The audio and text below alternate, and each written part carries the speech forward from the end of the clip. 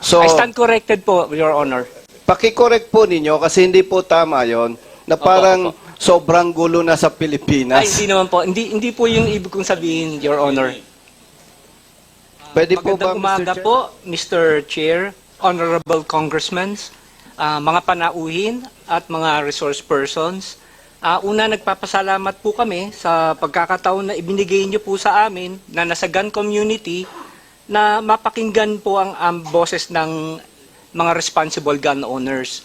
Ako po si Mr. Paul Teves, mas kilala po sa online o social media, Pistolerong Pinoy. In behalf of the responsible gun owners or the gun community, nais po namin iparating sa kinauukulan ang mga sumusunod. Actually, marami po yung mga proposals na ito eh. Kung i-gather ko po yun, kulang po yung page ng aking ano. So ilan lang po ito sa mga proposals na gusto ko iparating ngayon. Yung iba kasi sinabit ko na po sa aking position paper. Ito lang po yung mga example po ng mga naisiparating ng gun community. Una po, yung validity po ng permit to carry firearm outside the residence o yung PTC FOR. Sa kasalukuyan po kasi nasa 2 taon lang po tayo, 2 years ano po. Ang gusto po namin o proposal po namin, gawin man lang po ito na 5 years. 5 years po, pero sana hindi po yung excess yung fee.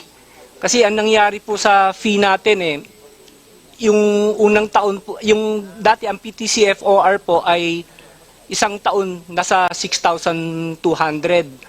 Nung ginawa pong 2 taon, na double the price po yun. So ang gusto po sana ng gun community, parang sa LTO license po, no, na-extend po siya ng 10 taon, pero yung fee, ganun pa rin po. Sana po mapagbigyan po kami. Number 2 po, yung streamlining po ng requirements para sa pagkuha po ng PTC FOR. Kasi sa pagkuha po ng PTC FOR, kailangan pa po natin ng threat assessment. At sa threat assessment po kasi, selective lang po yung mga exempted sa threat assessment sa pagkuha ng PTC FOR. Sa tingin po ng gun community, lahat naman po tayo ay may threat. Hindi lang po sa bahay. Paglabas po natin, hindi po natin alam kung ano po yung pwede mangyari sa atin.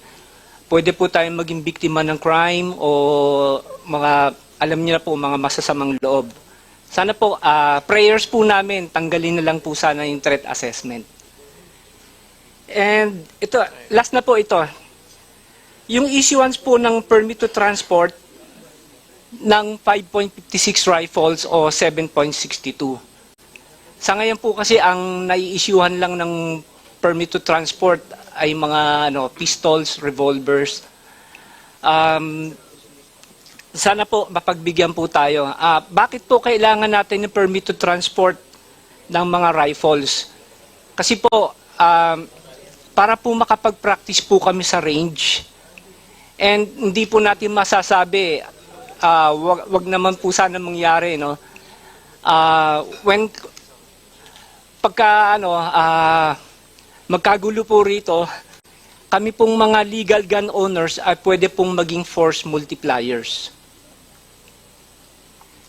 Kaya po, paano po kami magiging force multipliers kung yung mga rifles po namin ay nakatambay lang po sa bahay o nagiging paperweight lang po, nakadisplay lang po nasa gun cabinet. Sana po mga sir, bigyan po ninyo kaming ng pagkakataon na mailabas po namin ang aming mga rifles upang makapag-practice po kami. Huwag po kayo mag-alala, kami pong mga responsible gun owners ay dumaan po sa mga requirements po ninyo, neuropsych, drug test.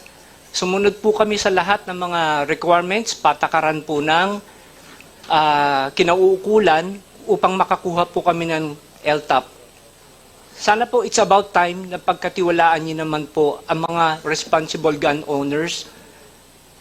Huwag niyo po kami pagdudahan o hindi po kami yung kalaban. Sabi nga po nila Ma'am Gina, pare-pareho po tayong galit sa mga loose firearm. Sila po yung nagkakos ng crime, hindi po kami. Mr. At Chair. kung meron man po na meron po man mga responsible gun owners na gumawa ng crime, I think it's about less than 0.1% lang po 'yun ayon po sa statistics. Muli po nagpapasalamat po kami mga legal gun owners na sa gun community sa pagkakataon na binigay po niyo sa amin. Mr. Chair. Okay, Congressman, are you done with your, are you done, ano? Apo. Sige, Congressman Busita, please. Mr. Chair, gusto ko lang i-clarify kay Mr. Ong Tevez. Ano po ang basis ninyo para sabihin ninyo lahat tayo may threat?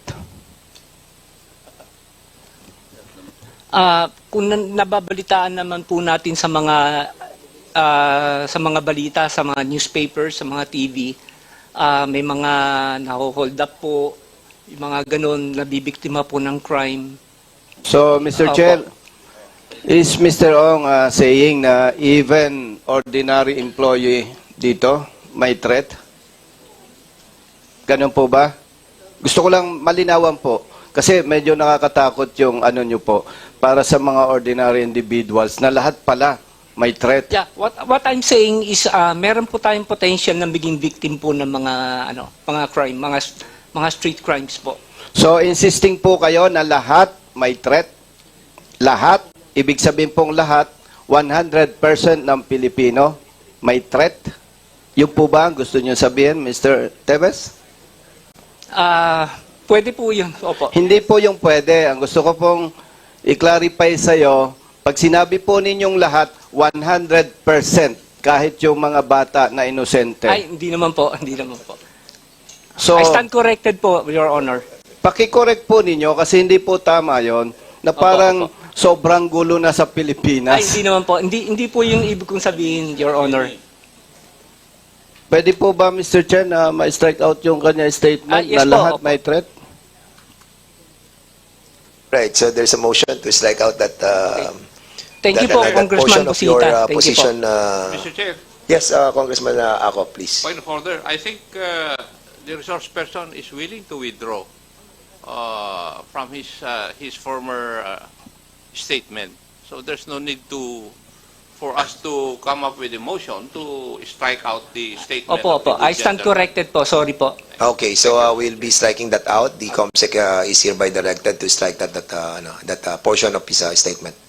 Are you satisfied, Congressman Busita, please? Yes, thank you, Mr. Kinorek ko lang, Mr. Chair, kasi Opo.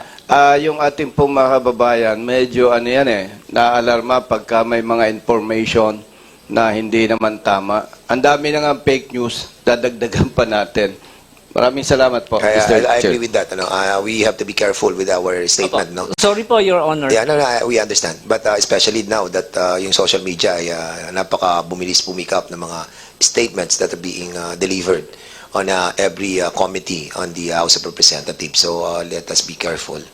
All right. So we'll be proceeding to the next resource person, yung advocate for better gun rights, si Attorney Brian Go. Brian Go.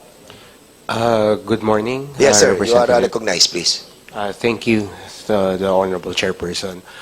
First of all, I would like to thank this Honorable Committee for inviting us all here, and are gathered here today to take time out of their days to conduct a committee hearing. To reiterate some of the sentiments of the fellow resource persons, we would like to express support to the bill submitted by the Honorable Chairperson, and also I also would like to reiterate some of the reservations presented with House Bill 9718, specifically as mentioned by Attorney Rodriguez regarding the limitations of the number of the firearms, as well as the limitation on the amount of ammunition. I'm also a sport shooter with Arms Corps, and actually, if we were to limit the 50 rounds to an individual, that's usually just one long course of fire, so it's not really enough. I understand that I also was able to submit a position paper to this honorable committee, to which I attached my Juris Doctor thesis, which, with the help of the PNP, recognizing the presence of Police Lieutenant Colonel Tadeo, the Chief Legal Officer of the PNP, who aided me in that research and was most instrumental in submitting that. I've also attached that to my position paper for the for the consideration of this honorable committee, and I'm also honored to be able to discuss some of those matters tackled there regarding proposed amendments and whatever comments we may have at the most opportune time. Thank you. Thank you so much. We'll be proceeding to the next resource person, Filipino Responsible Shooters Association Incorporated, headed by Raymond Alan O. Santos. You are now recognized. Sir. Maraming salamat po, Mr. Chair. House Bill number 9718, aralin po natin maigi, masyadong mabigat po yung penalties na ipinapataw po dito, at lubos po naming sinusuportahan ang House Bill number 1141. Lalong higit po yung pagpapalawig ng permit to transport sa aming mga sport shooters. Dagdagan po sana natin kahit ilang buwan, dahil pag outside the region, alam na po natin yon, may certain na bilang ng araw, kapos na kapos po yung bilang nito, at from 50 rounds ay ang prayer po natin ay maging 500 lamang po, maging makatotohanan, pagkat kung 50 lamang po ang madadala namin, paano po kami makakapag-practice noon? So bilang sport shooters, maraming salamat, Mr. Chair, at magsasubmit na lang po kami ng position paper namin. Maraming salamat po. Okay, last. Okay, uli na po. Si Captain Norman Pabia ng 7th Marine Brigade Reserve. Andito ba siya? Okay, sir, you are recognized. Thank you very much, Mr. Chairman, and to the members of the honorable members of this committee. We support the amendments to the current gun laws of the Philippines to make it relevant to the current times and situation of the country. But we also, although we support, we also would like to state our objection and some on some of the provisions of the proposed bills. We will just submit our position papers on this, and maybe we can add some inputs during the technical working group. Thank you. Okay, thank you so much. All right, so any other person or resource persons who have been invited to, who wanted to give their position paper? And reminding all those who have been invited na i-expedite po nyo yung pagpapadala ng inyong pong mga posisyon sa isyong ito. And now we will be proceeding. Mr. Chair, Yes, Congressman Sergio Dagok, you are recognized. thank you, Mr. Chair. Before I forgot, mahirap kasi yung medyo may edad na, Mr. Chair, madaling makalimot. I would just like to 86.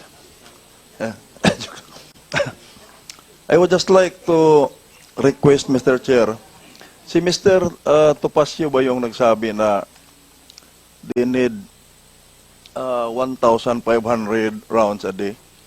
So, for purposes of discussion in the technical working group, we would like to request Mr. Topacio to submit position paper or undertaking that will confirm that really the shooters competing here or international competition needs 1,500 rounds a day. Mr. Congressman, we're